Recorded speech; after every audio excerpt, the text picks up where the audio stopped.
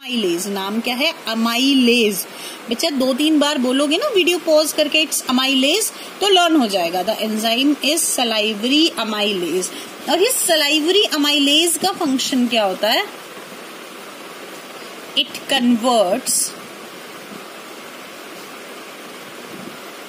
Starch into sugar. ये starch को किस में कन्वर्ट कर देता है बेटा? शुगर को। तो मैं ऐसे भी लिख सकती हूँ कि स्टार्च था जो कि कैसा था? कॉम्प्लेक्स था। उससे क्या बन गई बिट्टू? शुगर बन गई, जो कि कंपैरेटिवली क्या है? सिंपलर है। And this takes place due to salivary amylase. देखो बेटू, आप लोग सब ना मुझसे 9th में पढ़े हुए हैं, तो 9th में ना मैं एक स्टोरी सुनाती थी आप लोगों को इनवॉलेंट्री मसल्स में, कि मैं गोलगप्पे खाने गई, वहां पे गोलगप्पे जल्दी जल्दी खाने थे, है ना। अच्छा भैया, मैंने आपको तब भी बताया था कि खाने को च्यू करके खाना चाहिए अच्छे से, जल्दी जल्दी कोई भी खाना नहीं खाना चाहिए।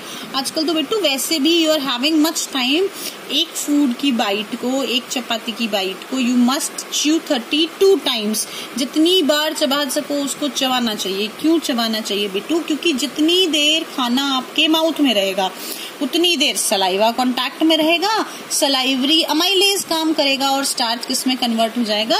शुगर में कन्वर्ट हो जाएगा। बेटू इसको ना याद करने की भी जरूरत नहीं पड़ती है। इसके लिए एक छोटी सी एक्टिविटी है, आप घर पे करके देखेंगे।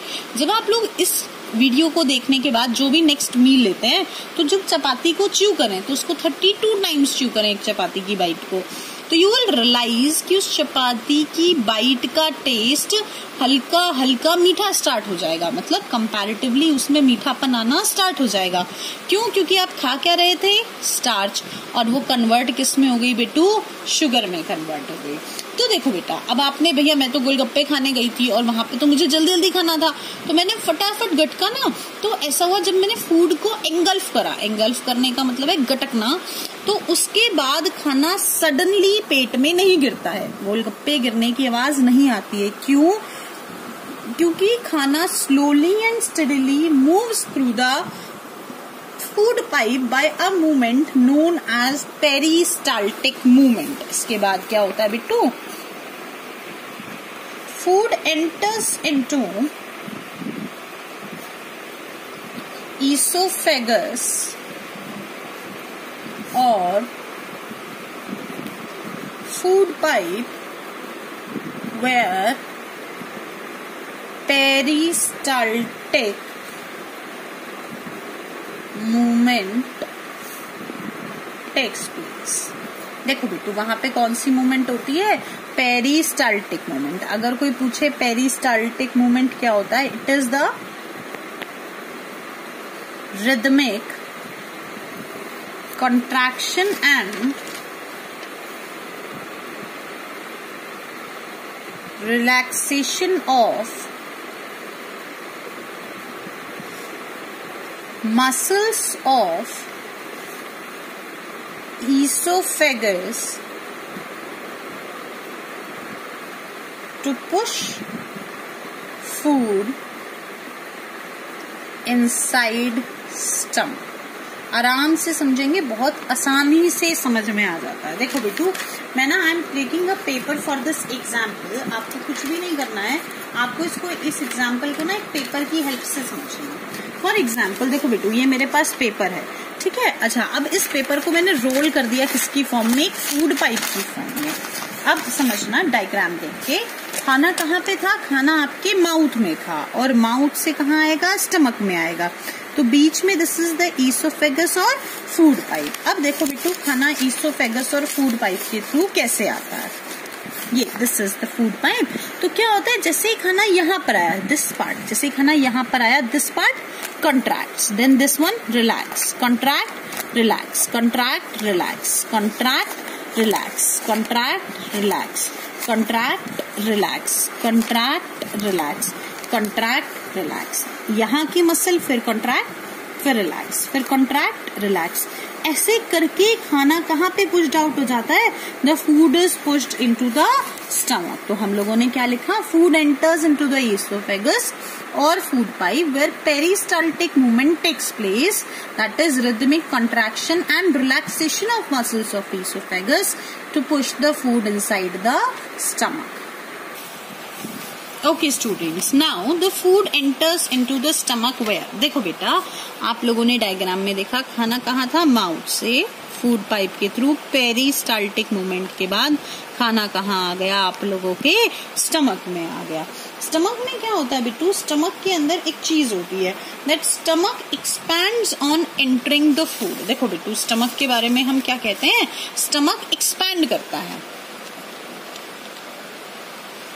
देखो इसको कैसे याद रखना है, इसको एक बहुत गंदा सा एग्जाम्पल है, ऐसे याद रख सकते हैं। जब भी हम कहीं शादी में खाना खाने जाते हैं तो हम शादी में जाने से पहले फोटोग्राफ्स क्लिक कराते हैं, आने के बाद तो हमें क्या लगता है? हमारा पेट फूल गया खाना खा के ना। क्यों? क्योंकि हमारा स्टमक एक्सपैंड हो जाता है जैसे ही उसमें फूड एंटर करता है। देखो बेटू, अब जैसे ही स्टमक में खाना एंटर करा, वेयर ग्लैंड कौन सा होता है बिट्टू? Gastric gland. यार बता, ये वर्ड तुम्हें खूब अच्छे से याद रहता है, गैस्ट्रिक। गैस्ट्रिक का मतलब क्या होता है? गैस्ट्रिक का मतलब होता है रिलेटेड टू स्टमक। किसी को गैस्ट्रिक प्रॉब्लम्स होती हैं तो हम क्या कहते हैं कि स्टमक की प्रॉब्लम्स हैं, तो वर्ड क्या है? Gastric glands. अच्छा बेटू, तो उसका सिक्रीशन क्या होता है? Is gastric juice.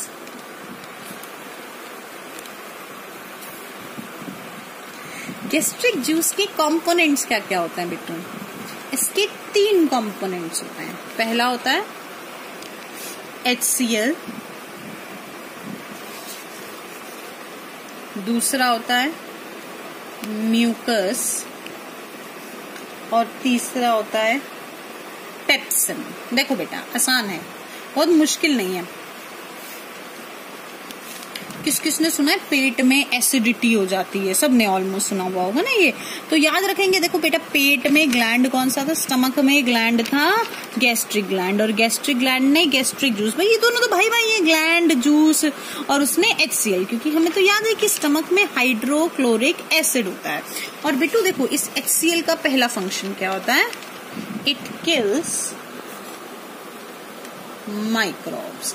देखो बच्चा, ऐसे समझना, मेरी मम्मी खूब सफाई से खाना बनाए, चाहे कितने भी सफाई से, मैं तो बाहर भी खाना नहीं खाऊं, तब भी बिट्टू क्या होगा? तब भी जब भी मैं खाना खाऊंगी तो खाना एयर के कांटेक्ट के थ्रू मेरे माउथ में जाएगा, and at the time Bittu कहीं ना कहीं उसके अंदर ढेर सारे माइक्रो ऑर्गेनिजम्स एंटर कर जाएंगे। तो ऐसे तो हम हमेशा ही बीमार रहेंगे, पर एक्चुअली में ऐसा नहीं होता है बिट्टू, क्योंकि HCl क्या करता है? उन माइक्रोब्स को किल कर देता है। दूसरा क्या करता है? It creates acidic condition for the working of pepsin. देखो बेटा, इसको तो मैं बिल्कुल भी नहीं समझाती हूँ, ये लाइन तो समझाने की जरूरत ही नहीं है। अब HCl एसिड है तो कंडीशन भी कौन सी क्रिएट करेगा? एसिडिक कंडीशन क्रिएट करेगा। और बिट्टू किसकी वर्किंग के लिए? पेप्सिन की वर्किंग के लिए। अरे मैंने पता है कैसे याद किया था बिट्टू? मैंने ऐसे याद किया था, मैं जैसे ही पेप्सी पीती हूँ ना, पेप्सी सीधे मेरे स्टमक में जाती है। तो देखो बिट्टू, क्या याद रखोगे? स्टमक, स्टमक का gastric gland, gastric juice, HCl mucus और पेप्सिन। पेप्सी से क्या याद हो गया आपको? पेप्सिन। अब तुम्हें याद है क्योंकि एंजाइम पेप्सिन है, तो क्या है बिट्टू? कौन सी कंडीशंस क्रिएट करेगा? ये एसिडिक कंडीशंस क्रिएट करेगा। देखो बच्चा, आप सबको पता है कि कोई भी एसिड होता है अगर वो स्किन पे जल जाए तो स्किन बर्न्स कॉज कर सकता है। रिसेंटली एक मूवी छपाक आई थी, that movie was also based on the fact कि एसिड स्किन पे गिर जाए तो स्किन बर्न्स कर सकता है। पर देखो ना बिट्टू, आपकी स्टमक के अंदर एसिड रिलीज हो रहा है, but still it is not causing harm because of mucus. क्योंकि म्यूकस क्या करता है? Mucus protect inner lining of stomach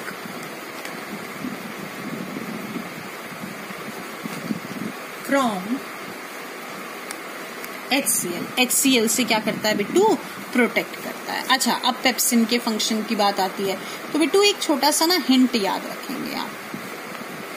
क्या, एक बड़ा सा पी बनाओ, पी से पेप्सिन और पी से प्रोटीन। तो बेटू सबको क्या याद हो गया, सबको याद हो गया that pepsin is important for the digestion of proteins. तो पेप्सिन का फंक्शन क्या होता है, इट डाइजेस्ट प्रोटीन्स।